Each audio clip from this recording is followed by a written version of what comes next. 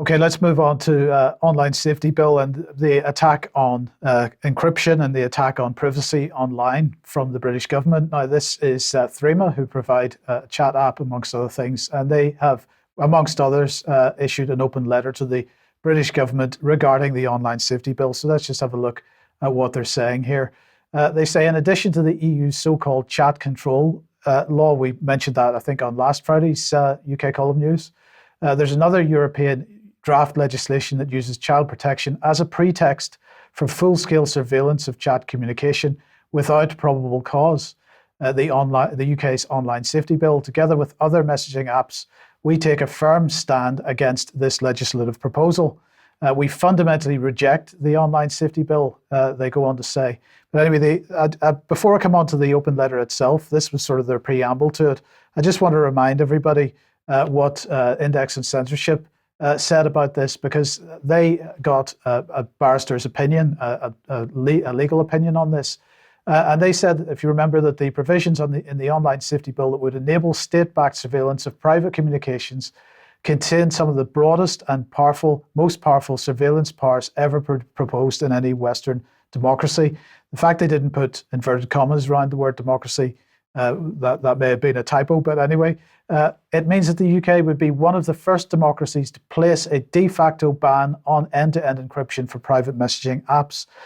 So their King's Counsel legal opinion decided that Section 104 of the Online Safety Bill, as it currently stands, those notices enabled by the bill amount to state-mandated surveillance.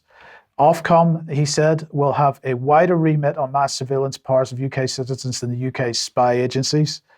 And it's questionable legality as it currently stands. And there's a failure to protect journalists.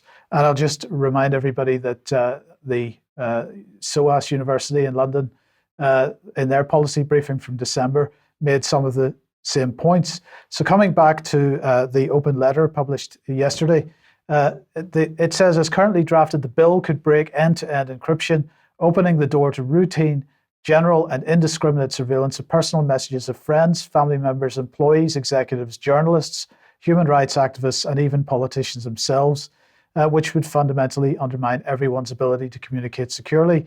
Now, I'll just make the point that the British government has reputation on this.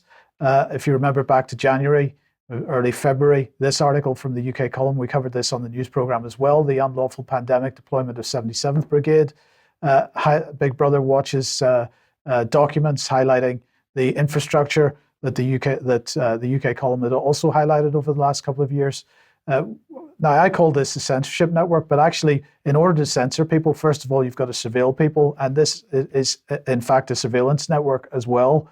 Now, we need to start, if this legislation goes through, we need to add Ofcom into the left-hand column there. But anyway, so there is form from the British government on this, and so these concerns are valid.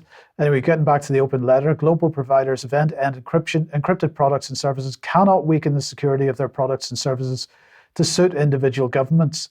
There cannot be a, quote, British internet or a version of end-to-end encryption that is specific to the UK. The UK government must urgently rethink the bill, revising it to encourage companies to offer more privacy and security to its residents, not less. And that's the key point. They go on to say weakening encryption, undermining privacy, and introducing the mass surveillance of people's private communications is not the way forward. And the signatories to this are from Element, from Session, from Signal, from Threema, from Viber, from WhatsApp, and from Wire, all providing end-to-end encrypted messaging apps. I think their concerns are extremely valid. And honestly, if people aren't already campaigning on this issue, they need to be, because this bill, as everybody knows, if they've been watching this programme, is at committee stage in the House of Lords. It'll head back to the Commons in the not-too-distant future, and then it'll become legislation, at least, unless it's stopped. Yeah, I'm going to say, for viewers and listeners, this is a dictatorship. It was installing itself by stealth, but now they're in a bit of a rush, and more elements of the plan are coming up to the surface. but it's a dictatorship. There's no question about it. And we've used the term a government of occupation. This seems to fit very well to what we see here in UK. And of course, this same system is installing itself in other Western countries. Okay, if you like what the UK column does and you'd like to support us, please head over to community.ukcolumn.org. Membership would be very welcome, very much needed. You could pick something up at the UK column shop, but please do share any material you find on the various platforms, including ukcolumn.org itself and ukcolumnextracts.co.uk. Okay, thanks for that, Mike. Well, let's have a look at some emails that have come through to the UK column. This one in reference to a conference in Stavanger in Norway. A lady says, Mina says, this is just information about a conference that was held in Norway on the 15th of April, a few days ago. I couldn't attend, but I've watched live stream. So it says, you know the things that are happening more and more in many other countries, and gladly Norway is also slowly getting engaged. So we're saying Norway's waking up as well. The conference was fantastic and very interesting. It states it's 9 hours long, but a lot of it is coffee breaks, lunch breaks, etc. Andrew Bridgen was also a guest speaker, and his part starts 6 hours, 15 minutes and 34 seconds. So this was a thank you for what we're doing from a follower in Norway, but they were also saying that people are now starting to pay attention in Norway itself. I'll just mention that some of the Doctors for COVID Ethics people were there, and well, the feedback on Andrew Bridgen was extremely positive. Excellent. Okay. And we've also got this one, which is feedback directly on the Andrew Bridgen interview. So David says, hi, Josie, thank you for your reply. A fantastic interview with Andrew Bridgen yesterday.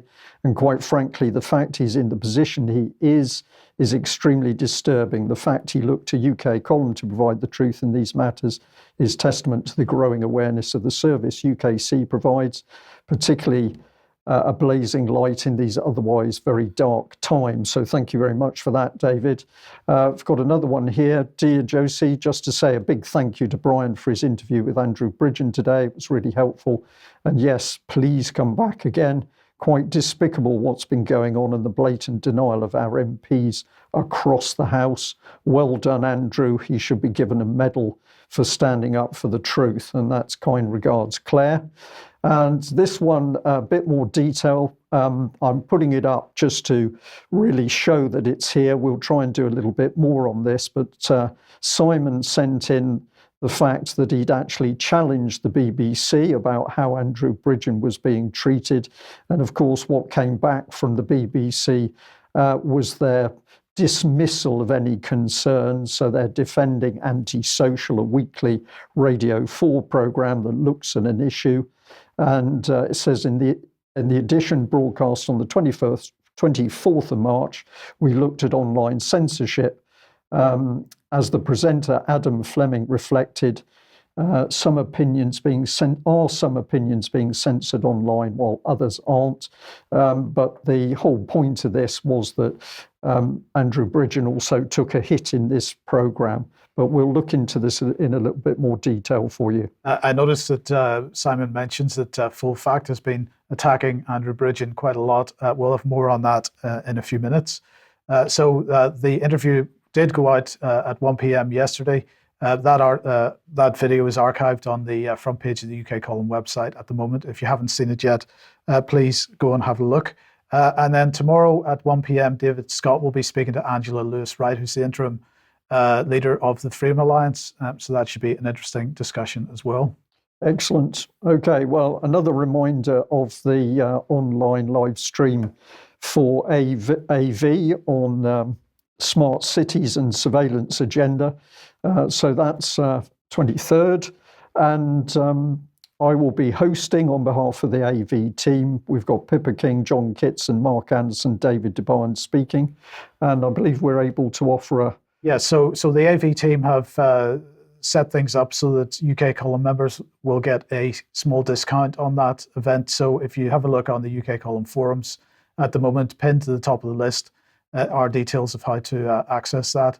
And we would just encourage everybody to support this because the real live event that's happening in October, AV13, this will give a little bit of foundation to that.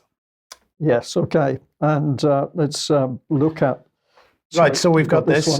This is the WHO Pandemic Treaty, Our Fundamental Freedoms at Risk. This is being live streamed tonight, Wednesday the 19th from 5:30 p.m. to 7:30 p.m. I believe that's that's European time. And it's being live streamed from the European Parliament website. We will have the link to that in the show notes below the video this afternoon. But if you search for the WHO Pandemic Treaty, Our Fundamental Freedoms at Risk, the speakers are Dr. Sylvia Brent, David Bell, Philip Cruz, and Wolfgang Wodarg.